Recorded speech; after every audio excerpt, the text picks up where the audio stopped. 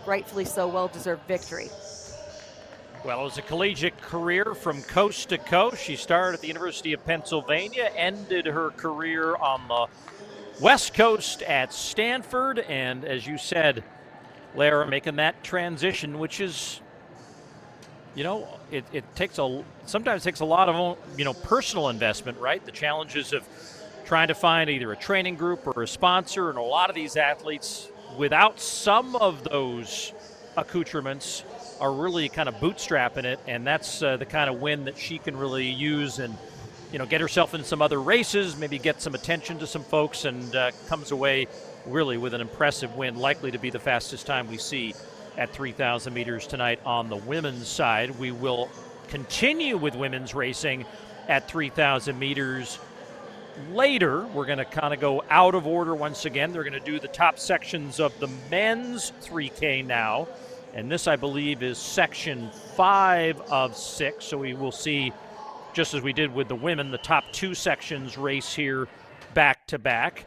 And indeed, with that start list, with Patrick Kuhn as the first of the 4 Stanford athletes. In fact, there's 5 Stanford athletes, I believe, on the start list here in Section 5. We're away with racing here in the men's 3,000 meters.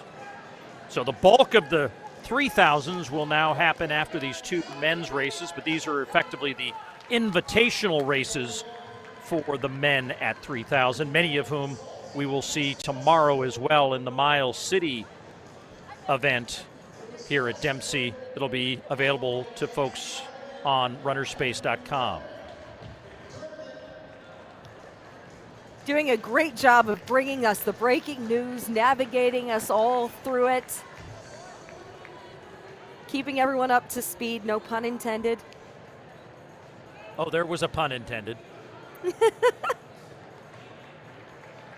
Section 5, as we get things going, Lewis Westwood of Cal Poly doing the duties here up in front, listed as a member of the full field, though when he looks at his watch, you just sort of think maybe he's doing some pacing here. That's not uncommon, even if you're not listed officially as the pacer. Took him through the first 463.4. And right behind him, James Dargan of Stanford, one of 5 Cardinal in the field, but they're single file here, so Westwood doing his job, getting this pace out so everyone has room to run on the shortest line around the track, which is right on the inside. It's great to see, because we saw in the earlier heat on the women's side, the first of those heats, a whole lot of athletes running additional distance out into the far side of lane 2 before they could find some room to drop in. And you could see our pace setter taking a quick glance down at his watch to be sure that he is keeping things as to instruction, setting out the field for what they're hoping to do.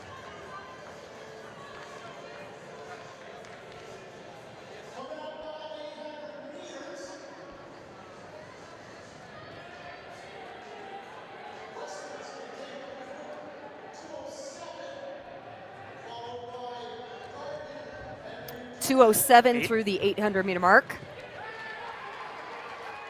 Not only getting some in real-time updates, but also hearing from our in-stadium announcing crew. Yeah, the voice of the Dempsey Indoor Facility, Paul Merca, is a long-standing member of the track and field media community and brings his own dose of enthusiasm to these races in the stadium. Meantime, the racing continues on the track with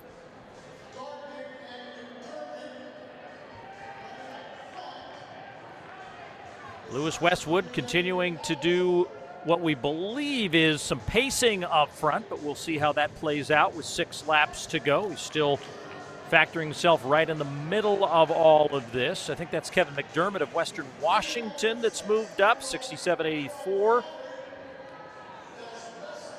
1,200 meters now through in 3:11.6.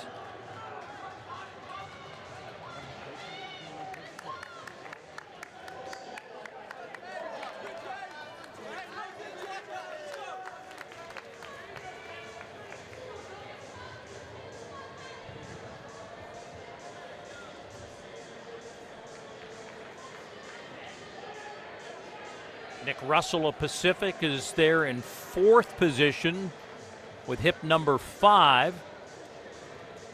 And now, speaking of 5 laps of Dempsey left to run here in section 5. James Dargan from England, personal best coming into Stanford, 8:04:53 in the 3000. So just in terms of a frame of reference of what they might be looking for, the mark they could be chasing, well set up by the pace setter. A great shot there on that backstretch of just what makes this a kind of early season indoor meet. You got every coach on that track barking orders at their athletes and kind of making this kind of an interactive, almost like training meets competition. And now we've got a new leader in Dargan, followed by McDermott. Still a pretty solid group of athletes here at the front, including Nick Russell, as they're all in contact with each other, still front to back.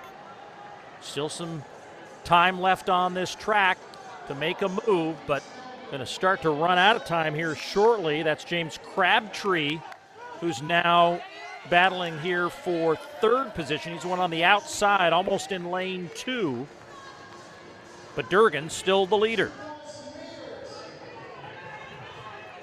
Crabtree has done a good job of kind of navigating and putting himself in a threatening position. Would like to see him find an opportunity to drop in, though, as he's there a little bit on the far outside of lane 1, but doing a great job of kind of pushing up onto the shoulder there of the field.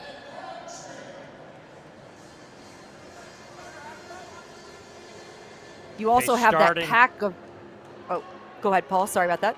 I was going to say the pace is starting to spit some people out of the back of this field, and now we've got another change in leadership as Crabtree now with the lead. And you're starting to see, too, the pack of Stanford athletes using each other a little bit there.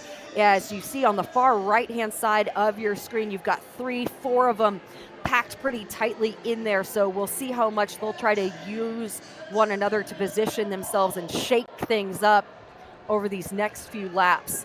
Crabtree was pretty patient, waited on the opportunity to move there up to the front. Also seeing Cal Poly in position. That is Spencer Pickren, just behind Crabtree. Nolan Topper of Stanford, hip number 2, now making his way up and challenging Crabtree for the lead. And now to the lead. Things getting interesting here. Patrick Kuhn back up in the mix. 9 guys there, I think, in that lead group, and they're winding it up for a phenomenal finish to the line here. Cal Poly's got somebody in the mix. I think that's Pickren. As they get all kinds of orders here in the final going. That's Andy Powell, the University of Washington, getting to his guys as well as they reach the line and the bell. 300 and some odd meters to go.